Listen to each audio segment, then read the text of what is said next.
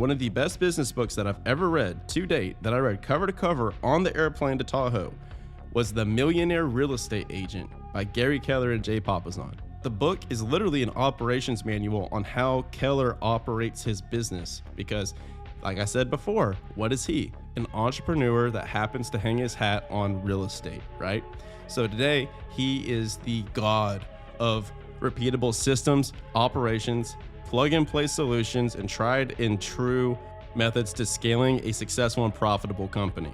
So in today's episode, let's stop winging entrepreneurship and let's simply implement what Gary Keller has done to build a multiple billion-dollar organization in Keller Williams. Let's take his 4-system framework, implement it into our businesses, and ride off into the freaking sunset.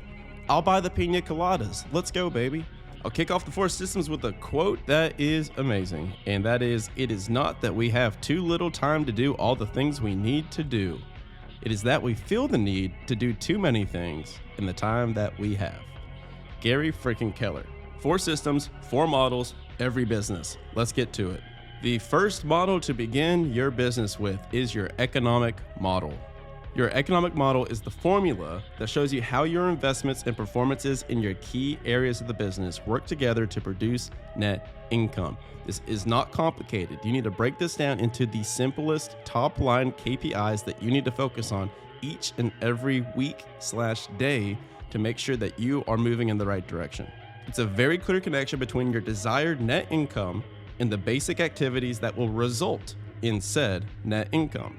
I'll give you guys 2 examples. One example was from when I was in B2B enterprise sales, because sometimes I forget that I was really damn good at that, because I was number 8 out of 5,079 in my company and made a bunch of money. Super fun. So to become a top performing sales rep, you need to know a couple of KPIs. And these KPIs are this: how many appointments do you go on per week? What is your average size of sale? So how much money are you getting on average from this appointment that you close? Lastly, what is your close percentage? So to do simple math, if I needed to close $1,000 of sales per week in customers recurring revenue for me to be President's Club or Diamond level, the top of the company in my sales organization, I'd say, okay, I have to close $1,000 this week. What actions do I need to take to get there? I know that my average account is $333 that I close. So if I go into an account, I average all them together, the average is 333. So how many accounts do I need to close this week for me to hit that 1,000? 3, right? Very simple. Cool. It takes all the emotions out of it. So now what I do is I reverse engineer the math and I say, if I have a 30% close rate, okay, how many appointments do I need to go on this week for me to yield that percentage? And the answer would be 10. And then another KPI I had was how many phone calls/emails does it take to book an appointment, right? So let's make the math really easy here for sake of simplicity. We'll say it takes 10 cold calls for me to book an appointment, for me to go out and present to a customer or a potential customer. That means that for me to book 10 appointments, I need to make 100 cold calls per week.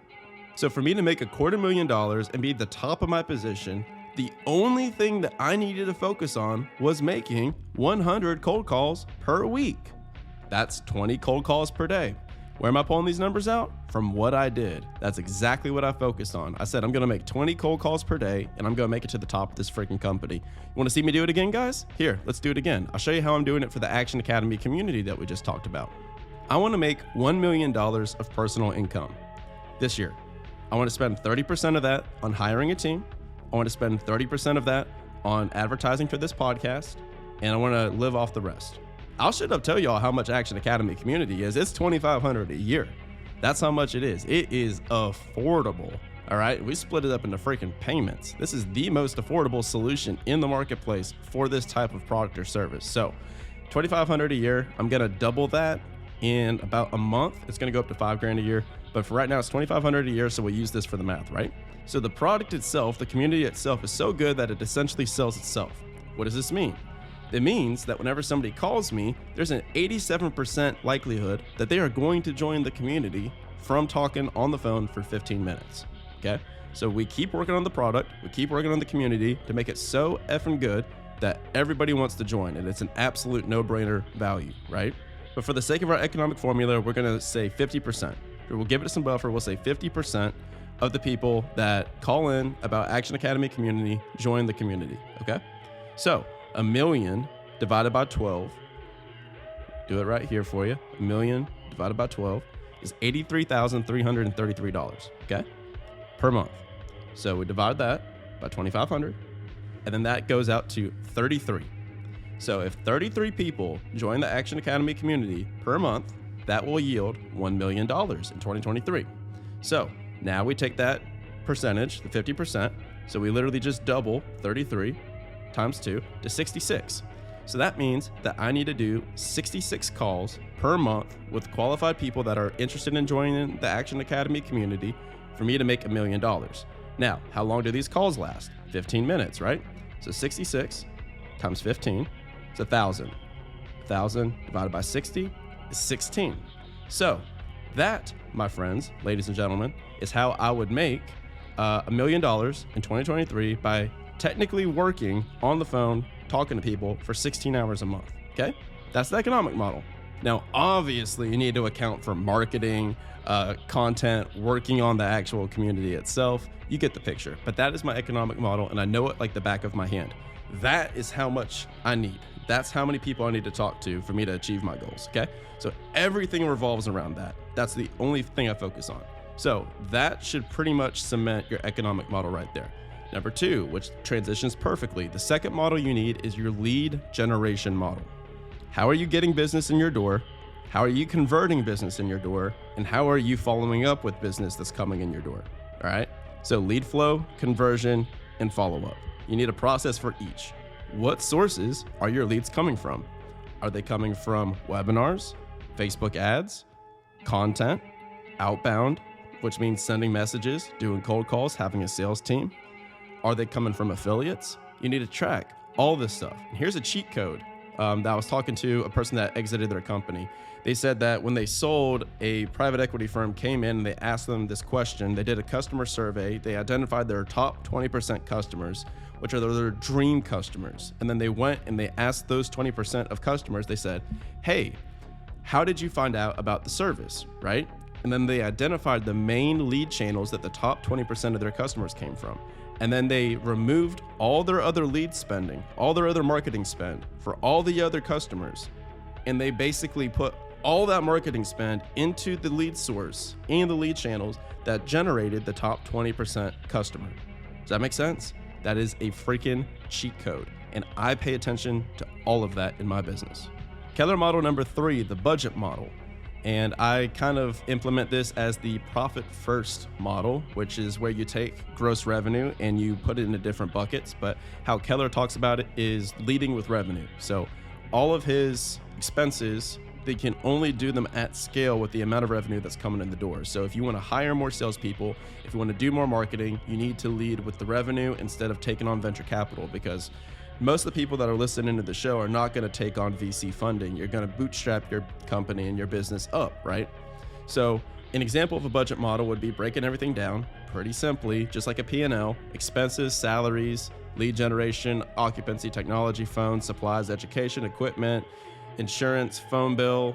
You're going to have percentages broken down on each one of these buckets, right? So that's the budget model. And that's why I just hired a bookkeeper, and she screamed at me and said, "Who do you think you are, Brian?" So I am working on the budget model, ladies and gentlemen. So that's something I'm actively working on in my business. So Keller calls this holding every dollar accountable. All right. So you have to make sure that when you're investing in your people, you're investing in your salaries, you're investing in your marketing, you need to track every single one of those dollars and make sure that they are producing a positive ROI. So for his hiring process, Keller will hire somebody and track in 3 months, they want them to be producing a return on investment. And if they're not producing an ROI on their salary, they're fired. They're out of there.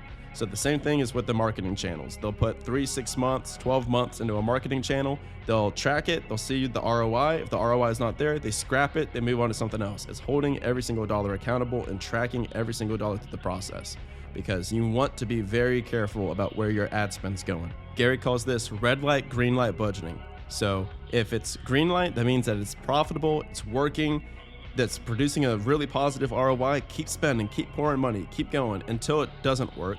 Red light, stop. So to close out the budget model, lead with revenue. Lead flow is king. Lead flow is king. Lead flow is, you guessed it, king.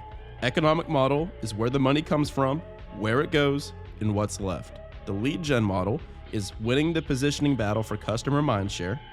And the budgeting model is what happens to the money from the day that it's earned until it's kept. And lastly, we go into the fourth, which is the organizational model, the org model. Who does what? And this is where we introduce leverage. Keller recommends your first hire being an executive assistant, an admin assistant, somebody that is tracking your every move, is on every call, documenting everything that you do, writing down all the systems, all the processes, every single thing that needs to be documented, they're documenting. And they're going to follow you around and actually provide and produce SOPs for your life and for your business. They love structure, they love routine, they love details. They're the people that really are enjoying making spreadsheets, having every bit of data cleaned up. We are high IDs most of the time as entrepreneurs, as CEOs. We're the ones that are the visionaries, the drivers, but we're not organized. So get you someone organized and they will change your life. All right, ladies and gentlemen, that is how it's done. Those are the 4 key business models that you need to implement to have a successful business. Every single business has these models. They look a little bit different and they have some different seats in them. Some are large, some are small, but all of them are basically the same. So you can go and implement this in your business or use this when you start your business to hopefully have this process be a little bit more streamlined and efficient. Make a bunch of money and have a bunch of freedom. So on that note, I will talk to you on Monday.